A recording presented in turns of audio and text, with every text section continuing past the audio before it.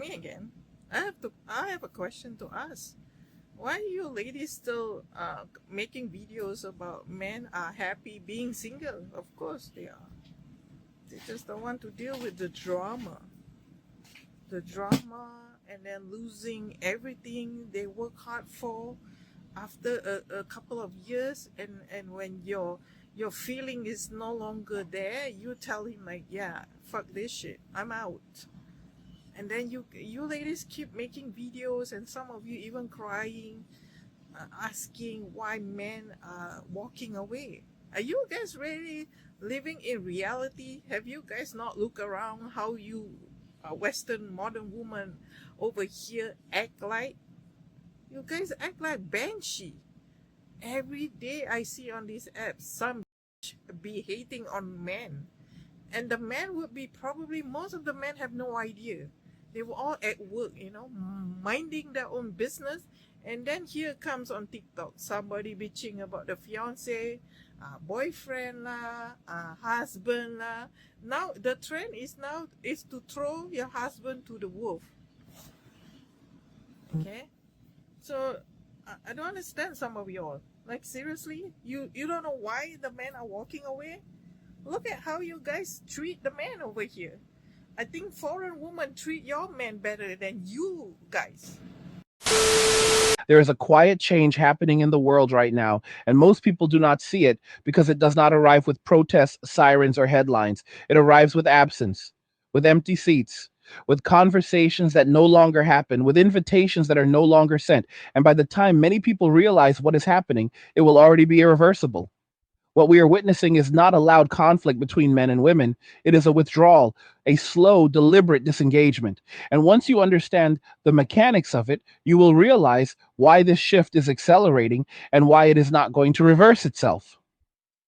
Before we go any further, if you want more content like this that breaks down modern social dynamics with clarity and honesty, take a moment to like the video, share it, subscribe to the channel, and click the notification bell. Make sure you select all notifications so you get every Angry Guy video the moment it drops. These conversations matter, and the algorithm only shows them if people engage. Also, if you want to learn how to protect and safeguard your assets and grow your wealth in uncertain times, check out Angry's Crypto Academy. The link is in the description. The Academy teaches you how to buy, sell, and trade crypto responsibly, how to think long term, and how to operate outside fragile systems that are clearly under stress. Go check it out now. And if you are enjoying these Angry Guy videos and want to support the channel directly, you can buy me a Red Bull using the link in the description. It helps keep this work going.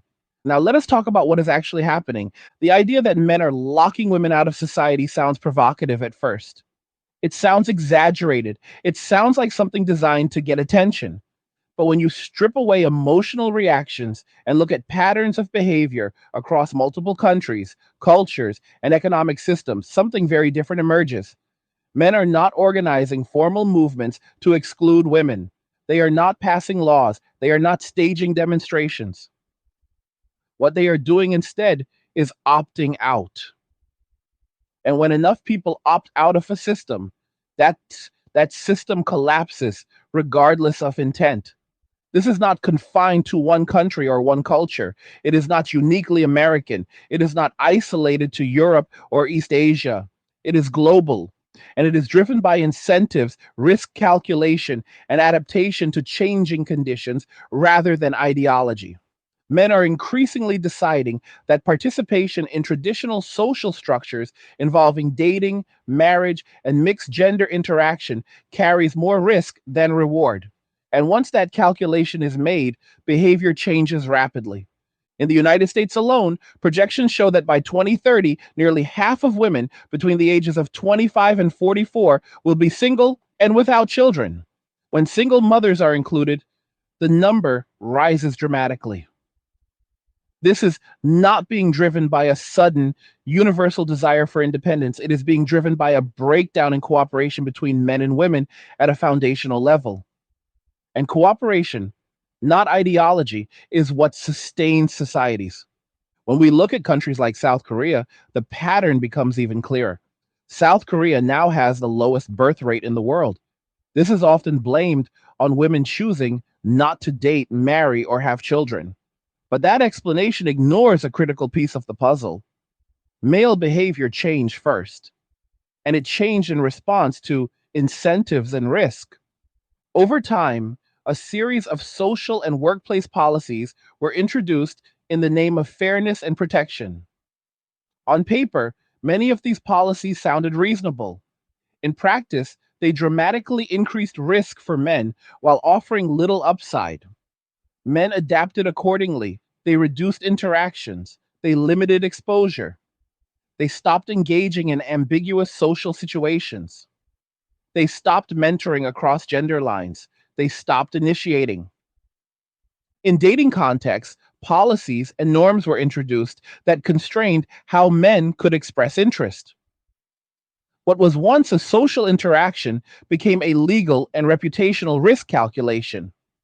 Men responded by disengaging, not out of hostility, but out of self preservation. The result was not increased harmony, but silence. In workplaces, accusations of bias and gatekeeping led to a shift where men stopped advocating for women altogether. Collaboration gave way to competition, mentorship gave way to distance. When the cost of helping someone becomes higher than the benefit, rational actors stop helping. This is not cruelty, it is adaptation. In entertainment and media, efforts to sanitize humor and eliminate anything that could be interpreted as uncomfortable led to content that lacked edge, spontaneity, and authenticity. Men disengaged as audiences. When one demographic leaves, industries shrink. This is not ideological warfare, it is market response. These same dynamics are now playing out globally. Japan, China, Europe, the United States, different cultures, same pattern. Men are not protesting, they are leaving. And when men leave shared spaces, those spaces change fundamentally. Online, this shift is even more visible. Entire media ecosystems have emerged that are designed for men, by men, addressing male experiences, finances, mental health, and social strategy. Content creators who once focused exclusively on finance, technology, or gaming now openly discuss gender dynamics because that is where their audiences are directing attention. This is not radicalization, it is demand.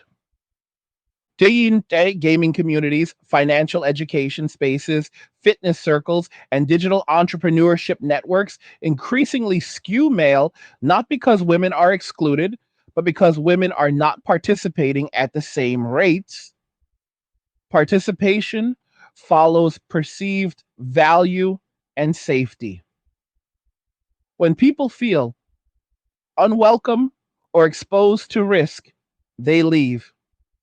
At the same time, dating data shows a widening asymmetry. A majority of young men report being single, while a majority of young women report being in relationships. These statements are not contradictory, they reflect concentration. A smaller group of men is interacting with a larger group of women. This creates instability. It also accelerates disengagement among men who are excluded from those dynamics entirely. As technology advances, new substitutes for traditional relationships emerge.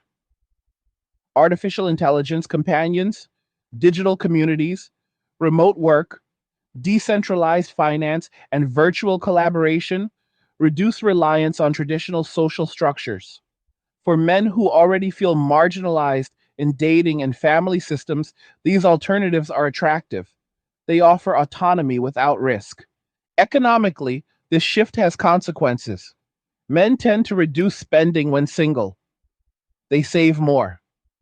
They consume less. They invest differently. Industries that relied on male spending in dating contexts, restaurants, entertainment, nightlife begin to contract. This is not punishment, it is behavioral economics. Bars and clubs struggle when men stop attending. Gyms struggle when men move to private spaces or home setups. Restaurants struggle when fewer dates occur. These are second order effects of disengagement, not coordinated action. As automation and AI continue to reshape labor markets, adaptability becomes critical. Men disproportionately move into decentralized work models, trading, technical skill exchange, and low overhead lifestyles. These systems reward autonomy and risk tolerance. They also tend to be insular by design. Entry requires trust and demonstrated value. Women, meanwhile, remain more represented in consumer facing sectors that are vulnerable to automation and economic contraction. This creates divergence, not because of exclusion, but because of specialization and response to incentives. One of the most overlooked aspects of this shift is psychological. Many men report lower stress and higher satisfaction after disengaging from dating and relationship pursuits, not because they reject companionship, but because they reject instability. Peace becomes the priority. Minimalism follows naturally. When obligations decrease, expenses decrease. When expenses decrease, resilience increases. This creates a feedback loop that reinforces disengagement. Once men adapt to this mode of living, returning to older systems feels unnecessary. Internationally, some men choose to relocate temporarily or permanently to regions with lower costs of living and different social norms. This is not new. What is new is the scale and accessibility of this option. Remote work and global connectivity make it viable for average men, not just elites. Hey guys, in a world pushing you to own nothing and be happy, crypto is your key to survival. Join Angry's Crypto Academy to master buying, selling, and trading crypto. Make huge profits and safeguard your wealth. Plus, discover the one crypto virtually no one is talking about, poised to create new millionaires in the upcoming bull run. The link is in the description of the video below. Go check it out now.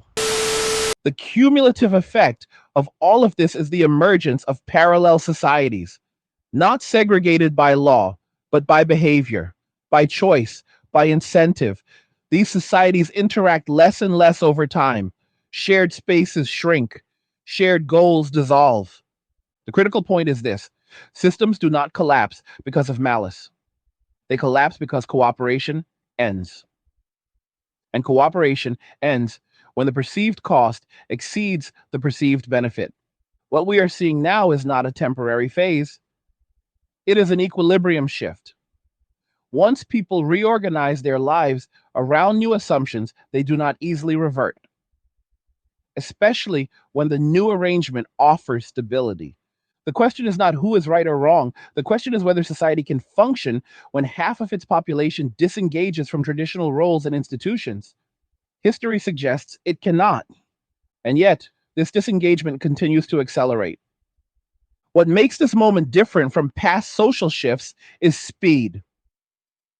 In previous eras, changes in gender dynamics unfolded over generations. Norms adjusted slowly, institutions adapted, feedback loops took decades to fully materialize. What we are experiencing now is compressed time.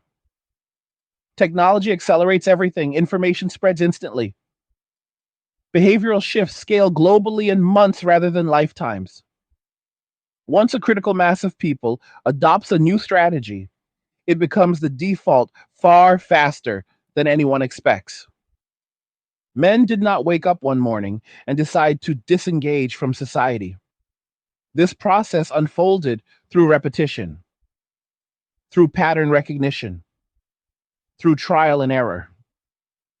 Many men tried to adapt to new expectations. They tried to communicate differently. They tried to follow new rules. They tried to navigate environments where intentions were questioned and outcomes were uncertain. Over time, many came to the same conclusion independently: the cost was not worth the reward. This conclusion did not emerge from bitterness, it emerged from observation. When effort does not reliably produce stability, rational people reduce effort. When risk is asymmetric, people minimize exposure. These are not ideological responses, they are practical ones. What is often misunderstood is that men walking away are not necessarily angry. Many are calm, relieved even. Once they stop competing in arenas where the rules feel unstable, they redirect energy elsewhere. Health, skills, financial security, personal interests, quiet routines. These choices may look unremarkable on the surface, but collectively, they reshape entire economies. Consider how many industries were built on the assumption of male pursuit: dating apps, nightlife, hospitality, fashion, beauty, travel, advertising. Remove male participation from the pursuit side of the equation, and demand collapses. When demand collapses, jobs disappear. When jobs disappear, narratives shift from empowerment to crisis. This is already visible. Media coverage increasingly frames singlehood as an emergency rather than a choice. Loneliness is discussed as a public health issue. Governments offer incentives for marriage and childbirth. None of these measures address the underlying problem. Incentives cannot restore trust. Subsidies cannot manufacture desire. Campaigns cannot override lived experience. Trust is the foundation of cooperation. Once it erodes, rebuilding it requires consistent behavior over long periods of time. Declarations do nothing. Apologies without accountability do nothing. Structural changes without cultural shifts do nothing. Men are not persuaded by promises anymore. They watch outcomes. This is why attempts to shame men back into participation fail. Guilt is not an incentive. It is a signal that the speaker lacks leverage. When people are told they are responsible for fixing a system that offers them little benefit, disengagement accelerates. Another overlooked factor is the role of digital transparency. Social media did not create these dynamics, but it exposed them. Men now observe patterns at scale. They see repeated behaviors. They see the same outcomes play out across thousands of lives. This erodes the power of anecdote. When pattern recognition replaces narrative persuasion, behavior changes. The same transparency applies to economic reality: rising costs, shrinking margins, job insecurity. In such conditions, people prioritize survival and stability. For many men, removing dating and family obligations from the equation simplifies everything. Fewer expenses, fewer expectations, fewer vulnerabilities. This is not a rejection of responsibility, it is a redefinition of it. Minimalism is not an aesthetic trend here, it is a strategy.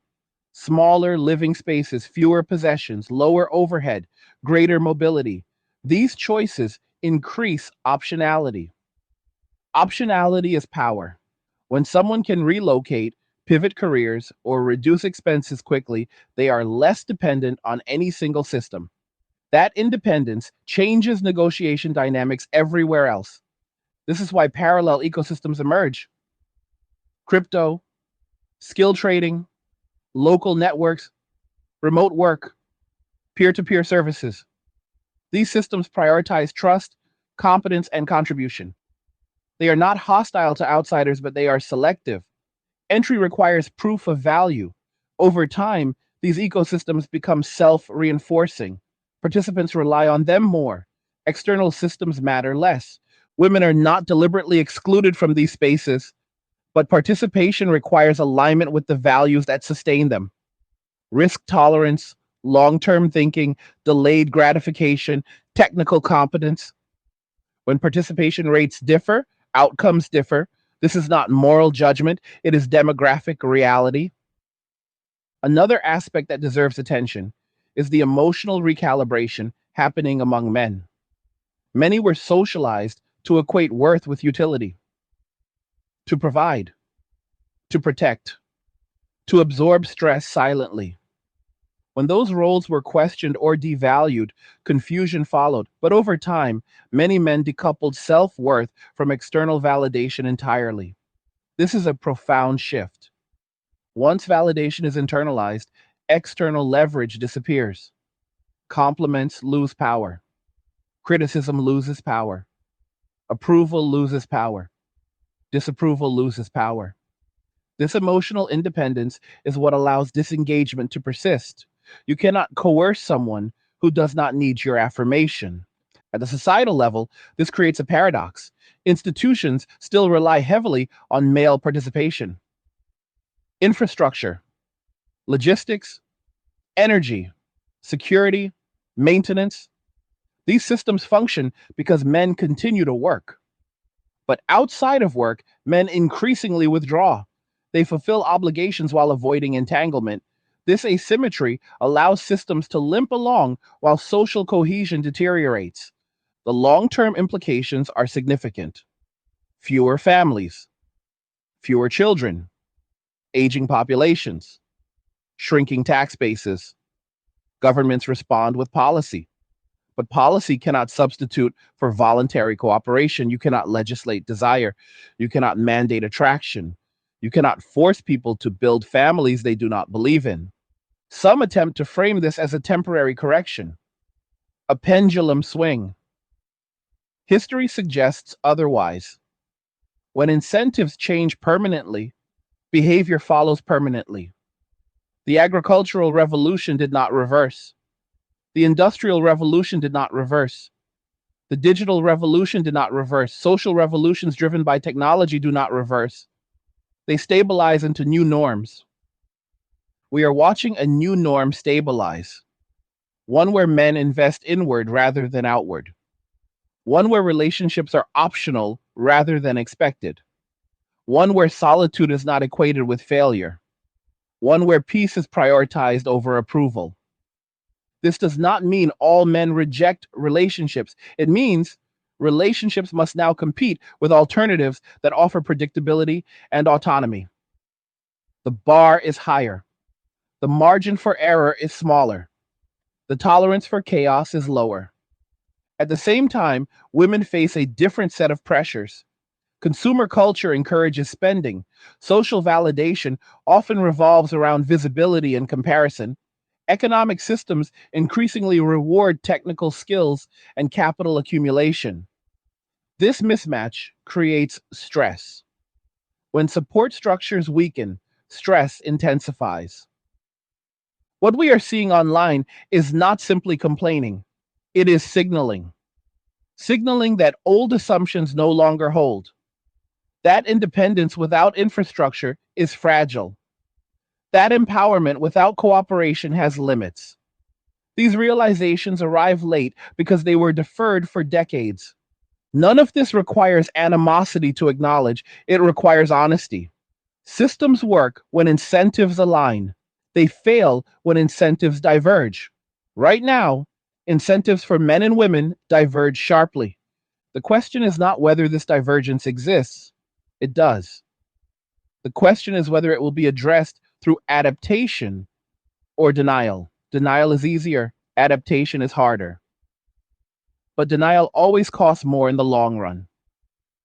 As automation advances, this divergence will intensify. Jobs that require emotional labor and consumption will shrink. Jobs that require abstraction, systems thinking, and technical execution will expand. This favors traits and behaviors that men are already gravitating toward in large numbers. Those who adapt early thrive. Those who wait for rescue struggle. This is not gender specific, it applies to anyone who ignores incentive structures. But demographic patterns determine who adapts first. The final piece to understand is this: walking away does not mean disengaging from life, it means disengaging from instability. Men are not disappearing, they are repositioning quietly, systematically, permanently. They are building lives that require less validation, less negotiation, less compromise. Lives that can function under stress, lives that can endure contraction, lives that prioritize peace over performance. And once those lives are built, there is little motivation to dismantle them. That is the reality many refuse to confront, not because it is cruel, but because it is indifferent. The world does not adjust to feelings, it adjusts to behavior. When enough people change how they live, the world follows. And it already is. One of the reasons this shift feels unsettling to so many observers is that it does not announce itself. There is no manifesto, no centralized leadership, no single moment you can point to and say, this is when it began. Instead, it looks like ordinary men quietly making ordinary decisions that collectively produce extraordinary consequences.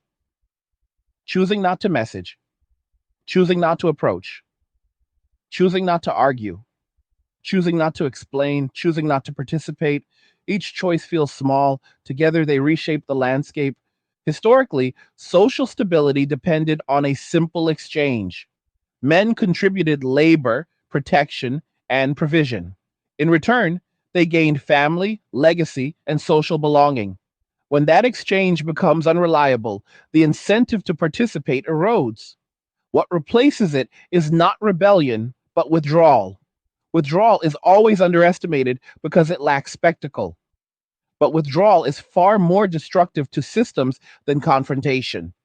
This is why attempts to reignite participation through rhetoric fail. You cannot motivate someone to re enter a system they believe is structurally hostile, especially when they have already built a functional alternative. Once people experience life without constant friction, the idea of returning to friction feels irrational. Another layer to this transformation is the collapse of mediation. In the past, families, communities, and institutions acted as buffers between individuals. They resolved disputes, they set expectations, they enforced norms. As these mediators weaken, interactions become more volatile. Without trusted intermediaries, every interaction carries higher risk. Men respond by reducing interactions. Risk management is at the core of this phenomenon. Modern environments often punish mistakes disproportionately. Reputational damage spreads instantly. Accusations linger indefinitely. Clarifications rarely travel as far as claims. In such an environment, the safest move is often non participation. This logic applies across professional, social, and personal domains. Men are not uniquely risk averse, but they are increasingly risk aware. And awareness changes behavior. Once someone internalizes that silence is safer than engagement, that lesson is not unlearned easily, especially when reinforced by observation. There is also a generational element. Younger men grew up watching older men navigate systems that promised stability and delivered loss. They saw careers evaporate, families fracture, institutions fail to protect those who followed the rules. This observational learning shapes expectations early. When expectations are low, engagement declines. This is why appeals to nostalgia fail. You cannot sell a future based on a past that no longer exists. Younger men are not rejecting tradition. They are rejecting promises that were broken. Their choices reflect adaptation to present conditions, not rebellion against history. The result is a widening experiential gap. Men and women increasingly inhabit different realities, consume different media, follow different narratives, prioritize different goals. When shared reference points disappear, mutual understanding becomes difficult. Conversations become strained. Misinterpretations multiply. This divergence feeds itself. As understanding declines, trust declines. As trust declines, cooperation declines. As cooperation declines, divergence accelerates. This feedback loop is powerful and difficult to interrupt. Some argue that this is merely a communication problem, that better dialogue could resolve it. Dialogue requires mutual vulnerability. Vulnerability requires trust. Trust requires consistent positive outcomes. Without those outcomes, dialogue becomes performance rather than connection. Another misconception is that economic recovery alone will fix this, that once conditions improve, people will return to old patterns. This misunderstands the nature of adaptation. When people reorganize their lives around resilience rather than abundance, they do not revert easily. Scarcity changes psychology permanently. Men who learn to live with less do not rush back to excess. Men who learn to enjoy solitude do not fear it. Men who learn to self regulate do not outsource stability. These changes persist even when conditions improve. We also need to acknowledge the role of narrative saturation. For years, public discourse framed men as problems to be managed rather than contributors to be valued. Even when well intentioned, this framing had consequences. People internalize how they are described. When someone is repeatedly told they are dangerous, disposable, or replaceable, they eventually disengage. Disengagement is not defiance, it is self respect under constraint. When participation feels humiliating or risky, opting out becomes a form of dignity. This is a deeply human response. At the same time, many men discovered something unexpected during disengagement: relief, quiet, space to think, time to pursue interests without negotiation. This discovery changed priorities. Once peace is experienced, chaos becomes intolerable. This recalibration affects relationships of all kinds. Friendships become fewer, but stronger. Social circles shrink, but stabilize. Obligations become intentional rather than assumed. This is not isolation, it is curation. Societies built on constant expansion struggle to adapt to curation. They require growth, more consumers, more workers, more families. When individuals prioritize stability over growth, systems strain. This strain manifests as policy panic, media alarm, and moral appeals. None address the root cause. The root cause is misaligned incentives. Men do not see proportional benefit in traditional participation. Until that changes, behavior will not change. There is also an uncomfortable truth that many avoid. Some systems depended on male overextension, on men tolerating imbalance, on absorbing risk without complaint. When that tolerance ends, the system reveals its fragility. This is not unique to gender dynamics. It happens whenever a group stops subsidizing inefficiency. The subsidy can be financial, emotional, or social. Once withdrawn, collapse follows. Men walking away are withdrawing subsidies, subsidies of attention, subsidies of labor beyond obligation, subsidies of emotional regulation, subsidies of financial risk. Without these, many arrangements become unsustainable. This is why the reaction feels disproportionate. People sense loss, but misidentify the source. They blame attitudes instead of structures. They blame individuals instead of incentives. This delays resolution. Another dimension worth exploring is how technology amplifies individual autonomy. Men no longer need large social networks to meet basic needs.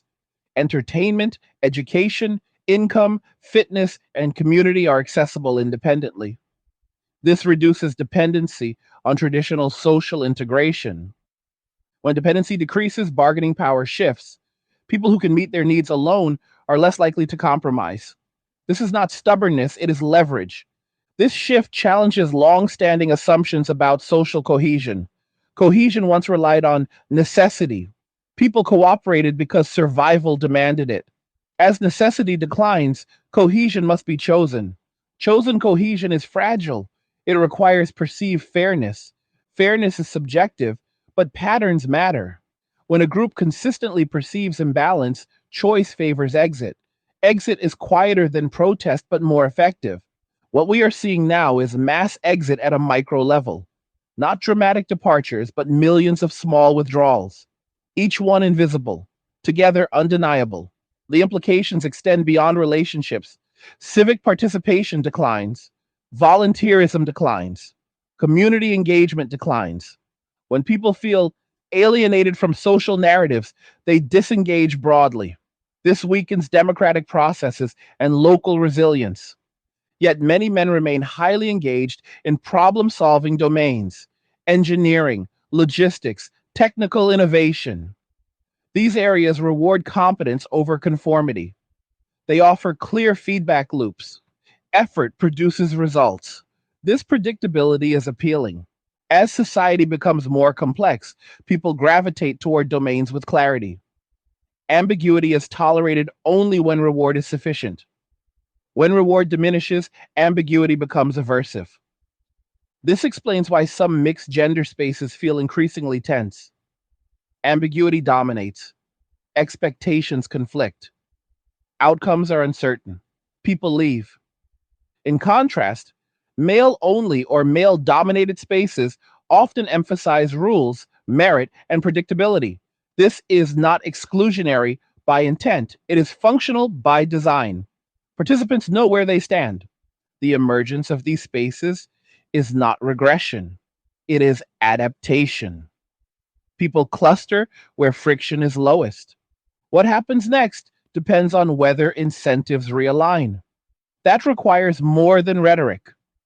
It requires structural change, legal clarity, cultural consistency, economic stability, trust rebuilding. None of these are quick fixes. Until then, disengagement continues quietly, rationally, irreversibly for many. The hardest truth for institutions to accept is this: you cannot force people to care. You can only create environments where caring makes sense. Right now, for a growing number of men, caring does not make sense. If they are not angry, they are done negotiating with systems that do not reciprocate. They are choosing lives that work. And once a life works, persuasion loses power. Another reason this shift is so difficult for many people to process is that it contradicts long standing assumptions about male behavior. For generations, men were expected to pursue, to endure rejection, to persist, to compete, and to accept instability as the price of participation. That expectation was treated as natural, almost biological. But biology never required men to accept unlimited risk. Culture did. And culture can change faster than instincts when conditions demand it. What happens when men stop internalizing those expectations is not chaos at first. It is silence. Fewer approaches, fewer arguments, fewer attempts to explain. This silence is often misread as apathy or resentment, but it is neither. It is recalibration. When someone realizes that effort no longer produces predictable outcomes, the rational response is to conserve effort. This recalibration shows up everywhere once you know how to look for it. Men stop debating publicly, stop defending themselves online, stop correcting narratives they know will not change. They stop trying to be understood by systems that have already decided how to frame them. Instead, they redirect energy toward things that offer measurable returns. That redirection is not dramatic, it is subtle. A man who once spent weekends dating now spends them learning a skill. A man who once spent disposable income on social rituals now invests or saves it. A man who once prioritized being liked now prioritizes being left alone. None of these choices are radical in isolation. Together, they transform behavior at scale. One of the most misunderstood elements of this shift is the role of peace. Peace is often treated as a luxury or a reward. For many men now, peace has become a requirement. They have experienced enough volatility to recognize its cost. Once peace becomes non negotiable, many traditional arrangements fail to qualify. Peace does not mean boredom, it does not mean stagnation, it means predictability, emotional consistency, clear expectations, low conflict. These are not glamorous traits, but they are foundational for long term stability. When men realize that peace can be achieved more reliably alone than through negotiation, solitude becomes attractive. This is where many narratives break down. Solitude is framed as loneliness. Loneliness is framed as pathology, but solitude chosen is not the same as isolation imposed. Chosen solitude can be restorative, it can be empowering, it can be efficient. Men who discover this distinction do not rush to abandon it. This also explains why attempts to shame men back into engagement fail so consistently. Shame relies on social dependence. It only works when the target values the approval of the shaming group. Once that approval loses value, shame loses force. In fact, repeated shaming often accelerates disengagement by confirming negative expectations. Another overlooked aspect is how disengagement simplifies decision making. When fewer social obligations exist, choices become clearer. Budgets are easier to manage, schedules are easier to control, goals are easier to pursue. This clarity reduces cognitive load. Reduced cognitive load improves well being. People tend to stick with arrangements that improve well being. Over time, this clarity compounds. Men who disengage often report sleeping better, exercising more consistently, and experiencing lower baseline stress. These improvements reinforce the behavior that produced them. Behavioral loops strengthen with positive reinforcement. Breaking those loops requires offering something genuinely better, not just morally persuasive. This brings us to an uncomfortable reality. Many institutions assumed male participation was guaranteed. That assumption is no longer valid. When participation becomes optional, institutions must compete for it. Competing requires offering value. Value must be perceived, not declared. Declarations of necessity do not create value. Accusations do not create value. Moral appeals do not create value. Only outcomes create value. Men are outcome oriented. They pay attention to results. When systems produce negative results, men leave them. And this is why so many public conversations feel like they are happening in parallel rather than together. One side argues from intent, the other argues from outcome. These perspectives rarely meet. Intent feels virtuous, outcome feels practical. Practicality tends to win when survival is at stake. As economic pressure increases globally, practicality dominates behavior. Inflation, housing costs, job instability, and automation all compress margins. When margins compress, tolerance for inefficiency drops. Relationships, institutions, and norms that once seemed manageable now feel burdensome. Men adapt by trimming excess conversations, excess obligations, excess spending, excess exposure. This trimming is not ideological, it is survival strategy. Survival strategies persist long after conditions improve because they are learned responses to stress. One of the reasons this trend feels irreversible is that it produces competence. Men who adapt become more self sufficient. Self sufficiency reduces dependence. Reduced dependence reduces vulnerability. Reduced vulnerability reduces fear. Fear reduction changes behavior permanently. A man who is no longer afraid of being alone cannot be coerced with the threat of loneliness. A man who is no longer afraid of social disapproval cannot be controlled through reputation. A man who can meet his needs independently does not negotiate from desperation. This shift in leverage alters every interaction. It makes persuasion harder. It makes compromise conditional. It makes cooperation voluntary rather than assumed. Societies built on assumed cooperation struggle under these conditions. At the same time, many men discover that disengagement does not mean disengaging from meaning. Meaning simply moves. It moves from external validation to internal standards, from social approval to personal integrity, from status to competence. These forms of meaning are quieter but more stable. Competence, in particular, becomes central. Skills that produce tangible outcomes are valued. Skills that generate income, resilience, or autonomy are prioritized.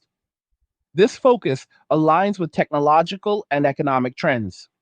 It also aligns with male psychology shaped by necessity. As men invest in competence, they invest less in performance. Performance is about appearance. Competence is about function. Performance requires audience approval. Competence requires only results. In uncertain environments, results matter more than applause. This distinction explains why many men disengage from platforms and spaces centered on visibility. Visibility increases risk without necessarily increasing reward.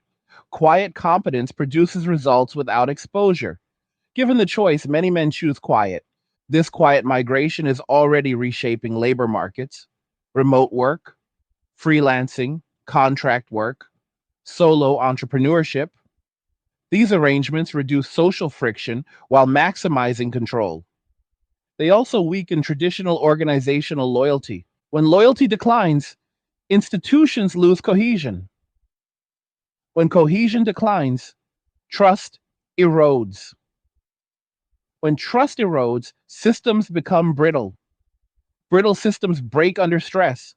The irony is that many systems respond to this brittleness by increasing pressure rather than addressing causes. They demand participation rather than earning it. They moralize disengagement rather than understanding it. This response backfires. Pressure without incentive produces resistance or exit. Men choose exit because it is less costly. Exit is rational. It is not a statement, it is a solution. Another factor accelerating this trend is the normalization of alternative life paths.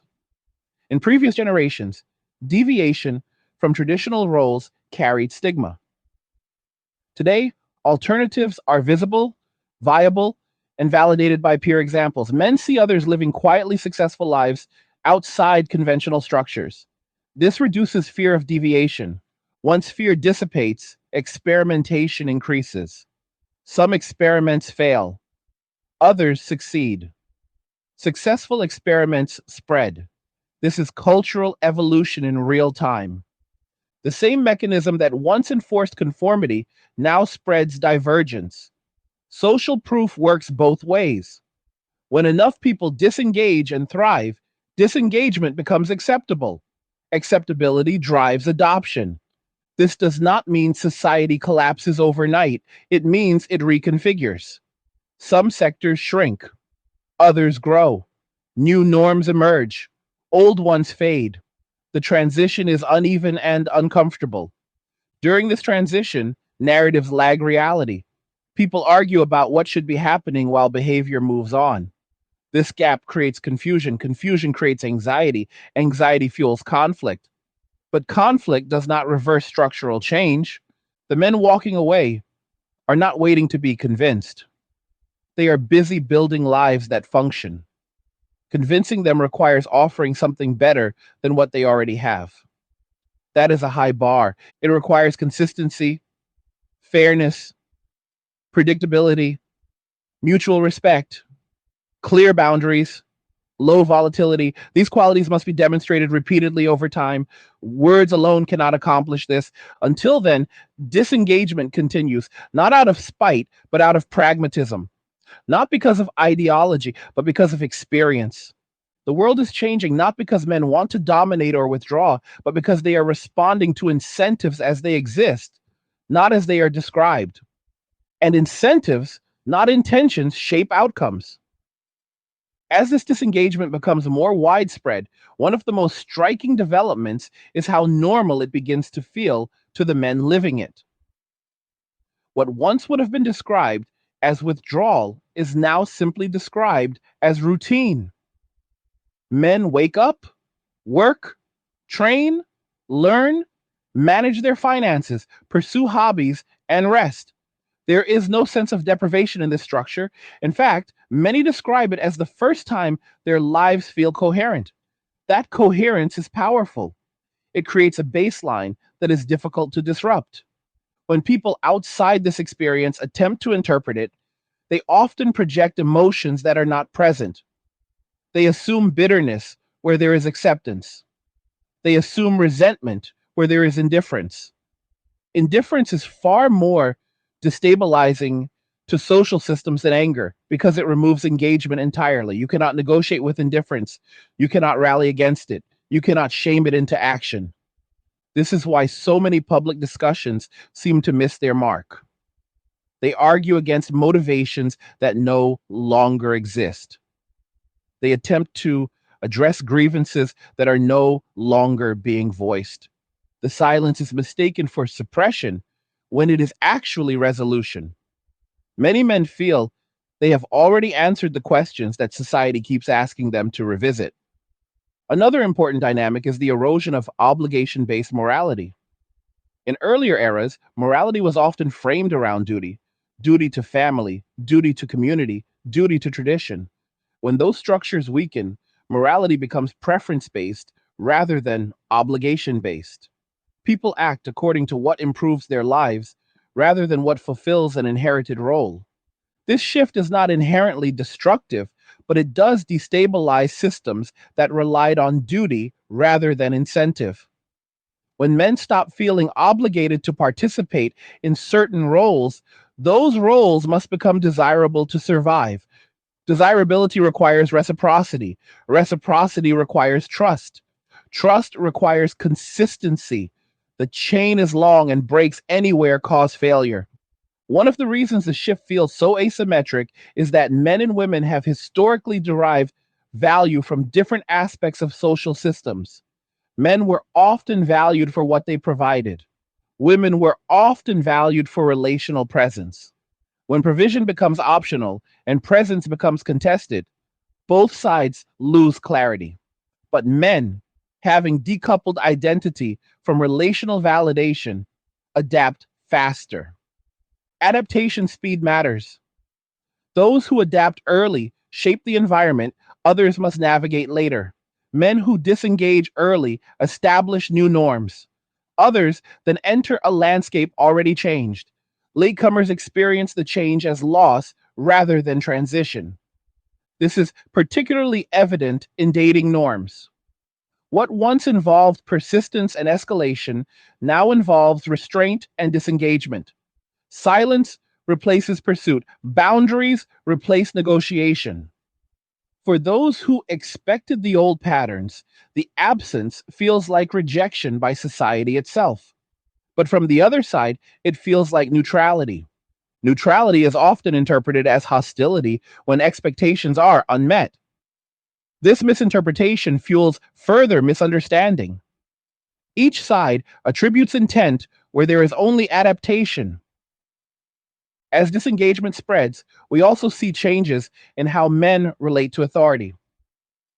Authority once derived legitimacy from protection and fairness. When authority is perceived as inconsistent or adversarial, legitimacy erodes. Men comply where required, but do not internalize loyalty. This creates brittle compliance rather than durable commitment. Brittle compliance keeps systems functioning superficially while hollowing them out internally. Rules are followed minimally. Participation is transactional.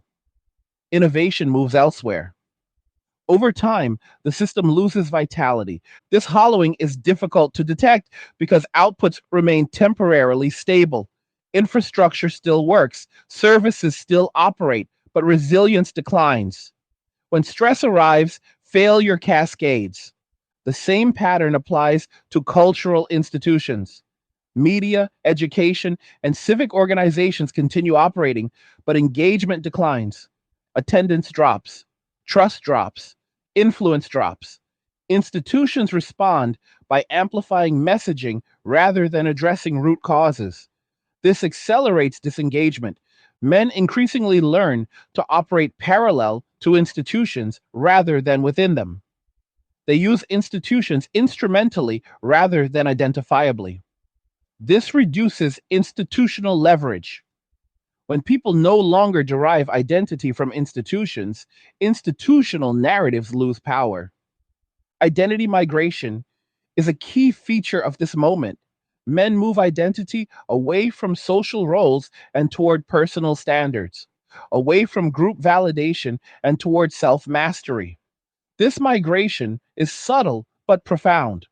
Self mastery is not flashy, it does not generate viral content easily. It happens quietly through routines and discipline. but it produces stability. Stability attracts imitation. Imitation spreads behavior. This is why the trend accelerates even without promotion. Men see other men living calmer, more controlled lives and ask themselves why they are still tolerating chaos. The answer is often inertia rather than necessity. Once inertia is broken, change follows quickly. There is also a redefinition of success underway. Success shifts from accumulation of social markers to maintenance of personal equilibrium. Wealth matters, but so does time. Status matters less than autonomy.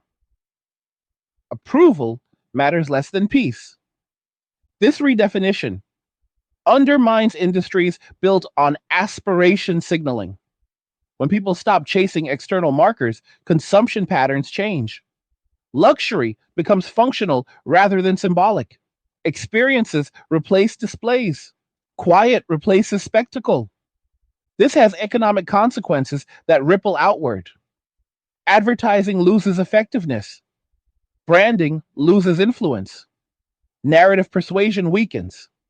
Practical utility dominates decision making. Men who adopt this mindset become difficult consumers to manipulate. They buy what works, they ignore what does not. They are not easily swayed by trends or moral appeals. This frustrates systems that depend on emotional activation. The frustration often manifests as moralization. When persuasion fails, systems moralize compliance. They frame disengagement as selfish or irresponsible. This framing fails because it does not address incentives. Moral pressure without material alignment produces resistance or exit. Men choose exit. Another element reinforcing disengagement is the reduction of future orientation tied to family formation. When men no longer plan around raising children, time horizons shift. Shorter horizons prioritize liquidity and flexibility. Longer horizons tied to lineage are replaced by horizons tied to survivability. This changes investment behavior. Men invest in assets that preserve optionality rather than legacy. Skills over status, cash flow over prestige, mobility over rootedness. These choices are rational under uncertainty. As more men adopt this posture, communities change. Neighborhoods become transient. Social ties loosen, but individual resilience increases. This trade off favors those who prioritize autonomy over belonging. Belonging, once lost, is difficult to rebuild, but many men conclude that belonging under constant negotiation is not worth preserving. They prefer conditional cooperation to unconditional obligation. Conditional cooperation is efficient but fragile. It works when conditions are met. It dissolves when they are not. This creates a society that functions in calm periods and fractures under stress. We are entering a period of sustained stress. During sustained stress, people rely on what they have practiced. Men who practiced independence fare better. Those who practiced reliance struggle. Practice matters more than ideology. This is why so many attempts to reverse the trend feel hollow. They address beliefs rather than habits. Habits drive behavior. Beliefs often follow behavior after the fact. Men who have lived independently for years do not suddenly readopt dependent roles because of messaging. Their nervous systems are calibrated differently. Their expectations are set. Their standards are internal. Reintegration would require not only incentive realignment, but trust rebuilding at a physiological level. That takes time. It also requires consistent positive reinforcement. Sporadic gestures are insufficient. Meanwhile, the systems that depended on male overextension continue to strain. Fiscal pressure increases. Social pressure increases. Cultural pressure increases. Pressure without reform accelerates exit. The most consequential aspect of this moment is that it is largely invisible until it is too late. Policymakers notice birth rates, Economists notice labor shortages. Businesses notice declining demand. But by the time these indicators trigger alarm, behavior has already shifted irreversibly for many. Behavior leads metrics. Metrics lag reality. Responses based on lagging indicators are always reactive. Reactive responses rarely solve structural problems. Structural problems require structural solutions. Those solutions require acknowledging incentive misalignment honestly. That honesty is politically costly, so it is avoided. Avoidance prolongs the problem. Men walking away are not waiting for permission. They are not organizing. They are not asking to be heard. They have already acted. Action precedes explanation. The longer this goes unacknowledged, the more entrenched it becomes. New generations grow up seeing disengagement as normal. They do not experience the old social contracts, so they do not mourn them. They simply never enter them. This generational replacement ensures persistence. Once a cohort normalizes a behavior, reversal becomes unlikely. Culture does not revert easily, it evolves. Evolution does not care about fairness, it cares about survivability. Behaviors that improve survivability spread. Those that reduce it disappear. Men walking away is not a moral statement. It is an evolutionary response to environmental conditions. As long as those conditions persist, the response persists. The question is not whether society approves. The question is whether society adapts. Adaptation requires humility. It requires admitting miscalculation. It requires rebuilding trust from the ground up. Without that, the path forward is clear. Parallel lives, parallel systems, parallel narratives, increasing distance, decreasing cooperation, quietly, gradually, then suddenly. As the disengagement deepens, something else becomes apparent. Many men no longer frame their lives around opposition at all. They are not reacting anymore. They are not trying to prove a point. They are not waiting for vindication. Reaction implies dependence. What replaces reaction is indifference paired with construction. When people stop arguing about systems and start building alternatives, the argument is already over. This is the stage we are entering now. Men are not merely stepping back from relationships or public discourse, they are reorganizing how they extract meaning, security, and continuity from life.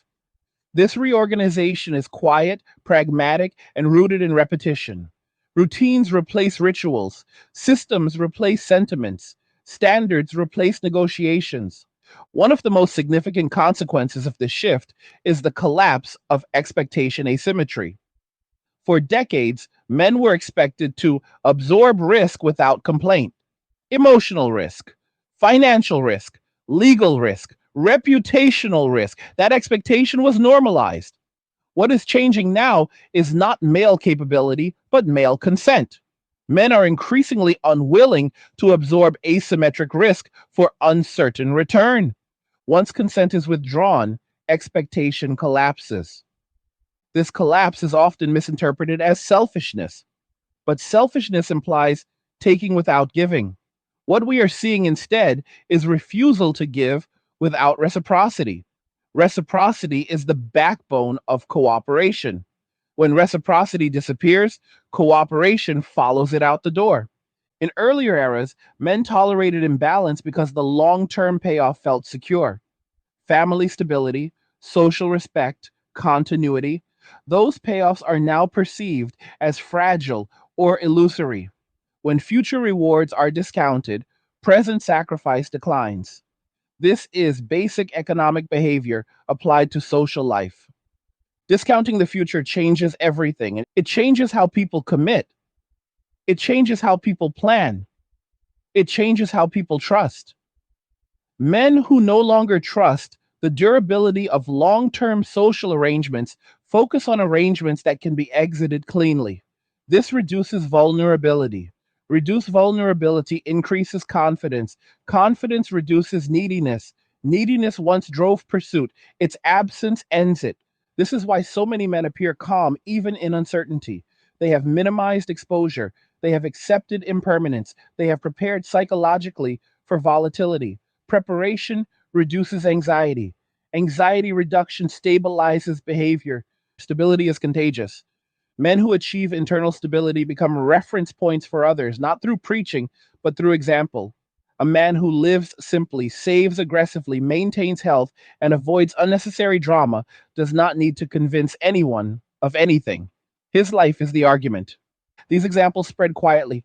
Conversations between friends, observations at work, patterns noticed over time. There is no branding, no slogans, just results. Results undermine narratives more effectively than counter arguments. When narratives predict misery and results show peace, credibility collapses. When credibility collapses, persuasion loses force. This is where many institutions miscalculate. They continue speaking to men as if men are persuadable by moral framing alone. But persuasion requires leverage. Leverage requires dependency. Dependency has been reduced. The reduction of dependency is perhaps the most disruptive element of this entire transition. Dependency once bound people into roles. Roles created predictability. Predictability sustained systems. Remove dependency and roles dissolve. Men increasingly meet their needs independently. Entertainment, fitness, learning, income generation, even companionship through structured social outlets or digital means. Each need, met independently, reduces pressure to compromise. Compromise once defined adulthood. Now autonomy defines it. This shift has psychological consequences that ripple outward. Men who operate autonomously develop stronger boundaries. Strong boundaries reduce conflict. Reduced conflict improves mental health. Improved mental health reinforces autonomy. Another feedback loop forms. This loop does not require validation, it sustains itself. As more men adopt this pattern, social narratives begin to invert. The idea that men need relationships to be complete loses credibility. Completeness is reframed as internal alignment rather than external attachment. This reframing undermines entire industries built on insecurity. Insecurity sells, autonomy does not. Marketing strategies that once exploited male anxiety lose effectiveness. Fear of being alone, fear of being judged, fear of missing out. These fears diminish when men experience contentment without social reinforcement. A content man is a difficult target. This has broader economic implications. Consumption declines, discretionary spending drops, debt accumulation slows. These trends are already visible in data. They are not ideological, they are behavioral. When men spend less, tax revenues tied to consumption decline. Governments notice, policy discussions emerge. But policy cannot compel consumption without addressing root causes. You cannot force people to want what they no longer value. Another dimension worth examining is how this disengagement affects conflict resolution. Historically, men often acted as buffers in social conflicts. They absorbed tension, they mediated, they de escalated. When men disengage from social entanglements, conflicts intensify or go unresolved. Systems that relied on male mediation strain. This creates a paradox. Men are criticized for disengaging, but their disengagement removes stabilizing forces. Yet re-engagement would require conditions that make stabilization worthwhile again. Without those conditions, disengagement persists. The same paradox appears in economic productivity. And men continue to work, but they work differently. They optimize for output rather than affiliation. They prioritize skills that transfer easily. They resist organizational loyalty. This makes workforces more fluid and less cohesive. Fluid workforces adapt quickly but lack institutional memory. This increases fragility. Employers notice turnover. They respond with incentives or surveillance. Surveillance increases distrust. Distrust increases turnover. Another loop forms. The common thread across all these domains is trust. Trust is eroding faster than it can be rebuilt. Trust erosion is cumulative. Each breach weighs more heavily than the last. Eventually, people stop granting trust preemptively. They require proof. Proof takes time. Time is scarce. Men respond by trusting systems less and themselves more. Self trust becomes the anchor.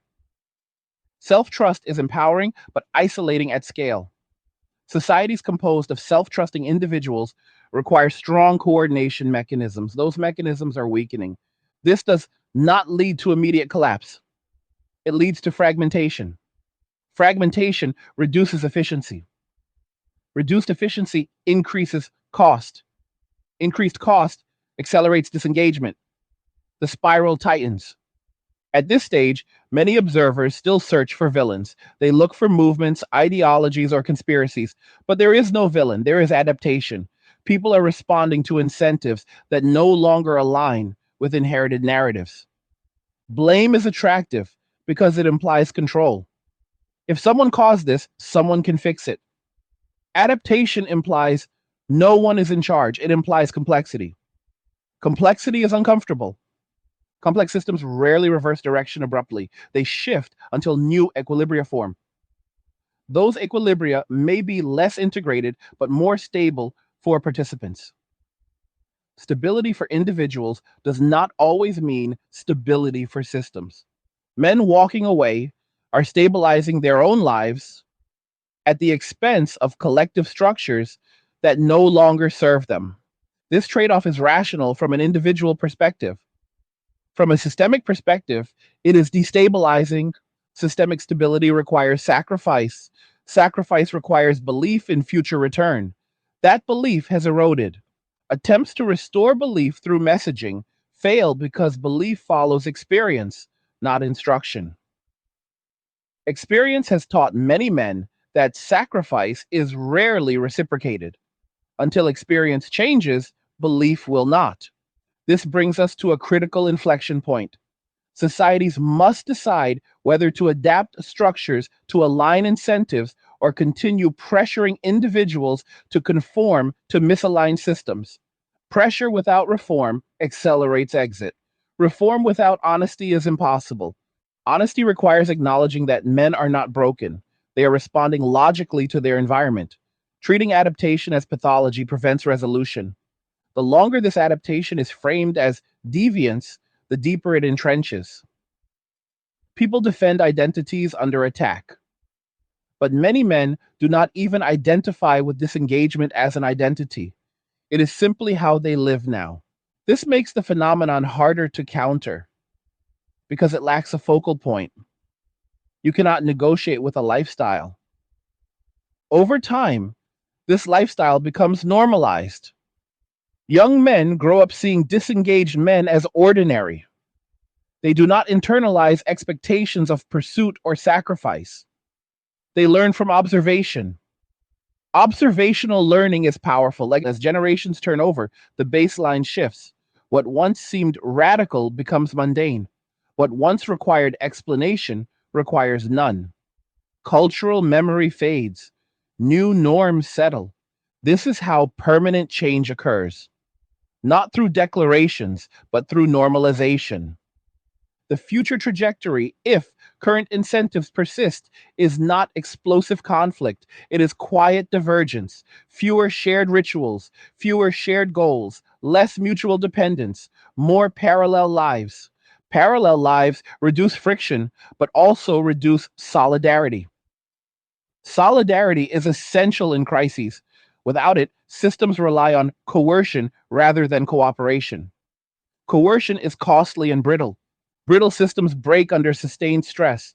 We are entering a period of sustained stress, demographic decline, economic volatility, technological disruption, environmental strain. These pressures compound. Men who have trained themselves to live lean fare better. Those who rely on dense social contracts fare worse. This differential outcome reinforces adaptation. At some point, societies may attempt large scale resets, incentives may realign, trust may be rebuilt. But resets require willingness to admit error. That willingness is rare. Until then, the path continues. Men will continue to withdraw from arenas that penalize them disproportionately. They will continue to invest in skills, autonomy, and peace.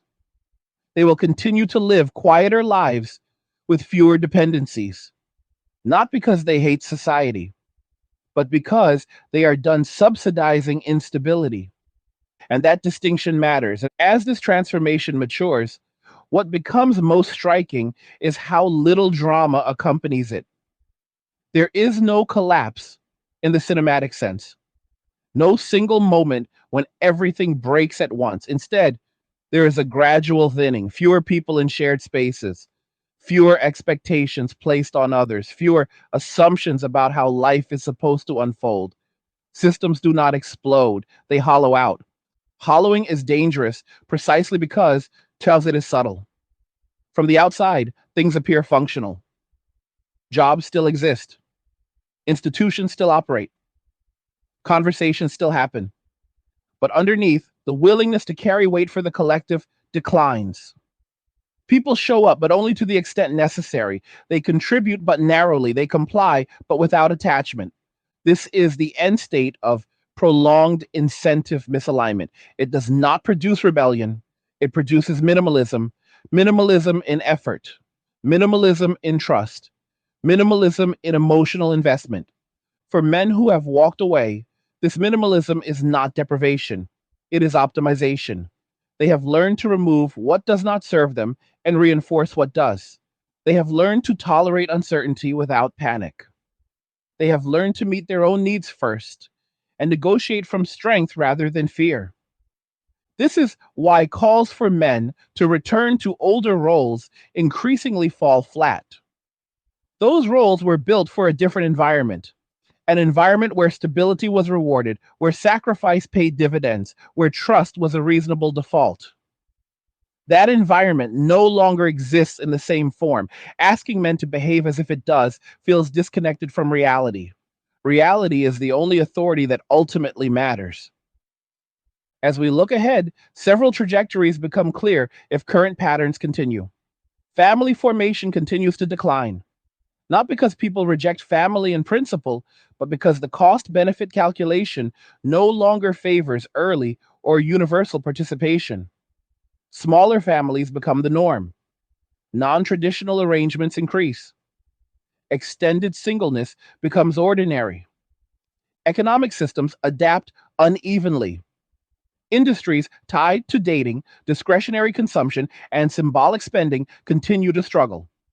Industries tied to autonomy, efficiency, and resilience expand. Skill based income grows. Ownership concentrates among those who planned early. Gaps widen, not only between classes, but between life strategies. Culturally, narratives fragment. There is no longer a shared story about adulthood. There are multiple parallel stories, each internally coherent but incompatible with the others. This fragmentation makes consensus harder. Politics becomes more volatile. Solutions become harder to agree on because lived realities diverge. Social trust continues to erode unless actively rebuilt. Trust cannot be mandated, it must be earned repeatedly. Earning it requires consistent alignment between words and outcomes. Without that alignment, skepticism becomes the default. Men who have adapted to skepticism are not easily moved by optimism alone. They require proof. Proof takes time. Time requires patience. Patience is in short supply in systems under pressure. At some point, societies face a choice: continue extracting participation through pressure, guilt, and moral framing, or redesign structures to make participation genuinely beneficial again. The first option produces compliance until it doesn't. The second requires humility and reform. History suggests that reform usually arrives late, often after damage is done. often after generations have already adapted in irreversible ways. The men walking away today are not waiting for reform. They have already built lives that function without it. This is the most important reality to understand.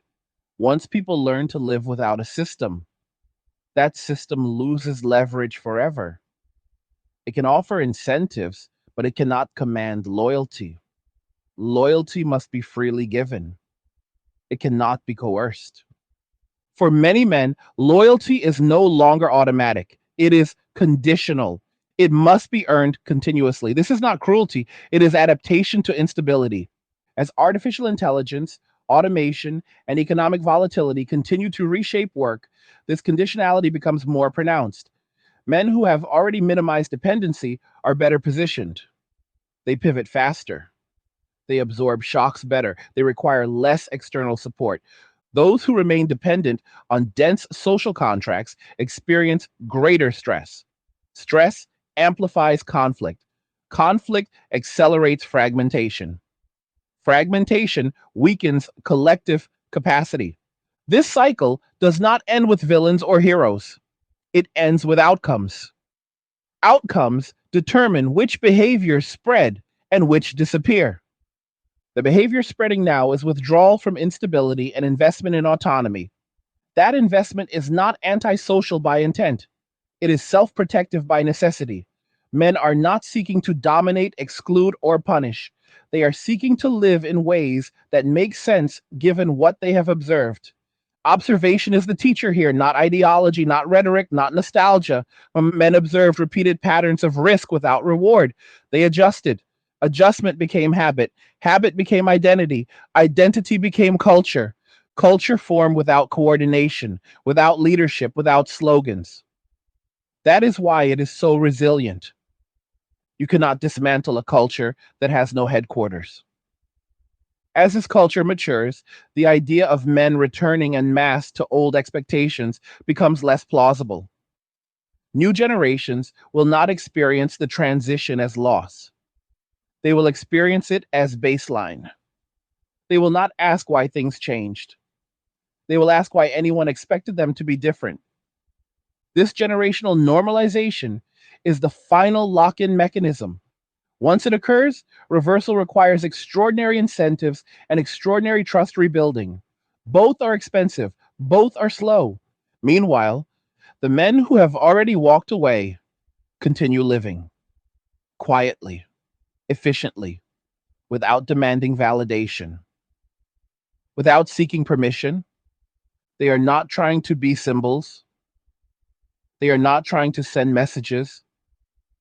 They are simply choosing what works, and what works tends to spread.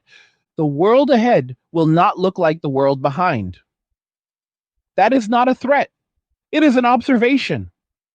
Societies either adapt to the behaviors their environments produce, or they fracture trying to enforce outdated expectations. Men walking away is not the cause of broader instability, it is a response to it.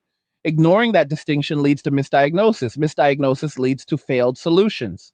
If there is a path forward that restores cooperation, it will not come from blame or pressure. It will come from alignment, from systems that reward contribution fairly, from norms that reduce asymmetric risk, from environments that make trust rational again.